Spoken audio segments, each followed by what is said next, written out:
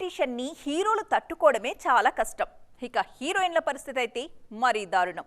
రోజుకో కొత్త హీరోయిన్ వస్తున్న ఈ రోజుల్లో గ్లామర్ డోర్స్ ఓపెన్ చేయడం తప్ప మరో ఆప్షన్ లేకుండా పోతోంది హీరోయిన్స్ కి. అందుకే ఆల్రెడీ రేస్ లో ఉన్నోళ్ళు, వస్తున్నోళ్ళు, రాబోయే వాళ్ళు అందరి దారి అందాల గోదారే. వాళ్ళ గ్లామర్ షో పైనే ఇవాల్టి exclusive story. Heroines glamour show అనేది ఇప్పుడు అసలు మ్యాటరే కాదు. ఒకరిని మించి మరొకరు అందాల ఆరబోతలో పీహెచ్డీ చేస్తున్నారు. ఆఫర్స్ కోసం అనుపమ పరమేశ్వరన్, కీర్తి సురేష్ లాంటి హీరోయిన్లు సైతం గ్లామర్ వైపు అడుగులు వేస్తున్నారంటేనే పరిస్థితి అర్థం చేసుకోవచ్చు. ఇక కొత్త హీరోయిన్ల గురించి నో ఇంట్రడక్షన్.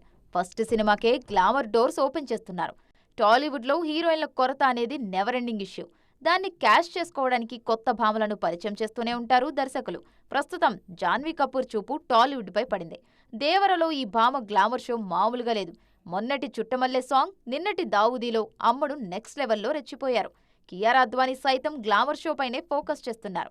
ఆల్రెడీ భరత్ అని నేను, వినయ విధేయరామలో అదిరిపోయే షో చేసిన ఈ బ్యూటీ గేమ్ చేంజర్లో ఇదే కంటిన్యూ చేస్తున్నారు. జరగండి పాటలు చీరకట్టుతోనే మ్యాజిక్ చేశారు కియారా. రాజాసాబ్ ఫేమ్ మాళవికా మోహనన్ సైతం అందాల ఆరబోతలో తగ్గేదేలే అంటున్నారు. ఈ మధ్య టాలీవుడ్లో ఎక్కువగా వినిపించిన పేరు భాగ్యశ్రీ బోర్సే. ఈమె చేసిన సినిమా మిస్టర్ బచ్చన్ మాత్రమే. కానీ పేరు మారుమోగడానికి కారణం గ్లామర్ షో. ఇక ఫ్లాపులున్న కావ్య తాపర్కు వరుస ఆఫర్స్ రావడానికి కారణం ఈ గ్లామర్ షోనే. ప్రస్తుతం విశ్వంలో నటిస్తున్నారు కావ్య. మొత్తానికి సమంత లాంటి సీనియర్స్ నుంచి నిన్న మొన్నటి శ్రీలీల వరకు అందరి దారి గ్లామర్ వైపే పడుతుంది ఇప్పుడు.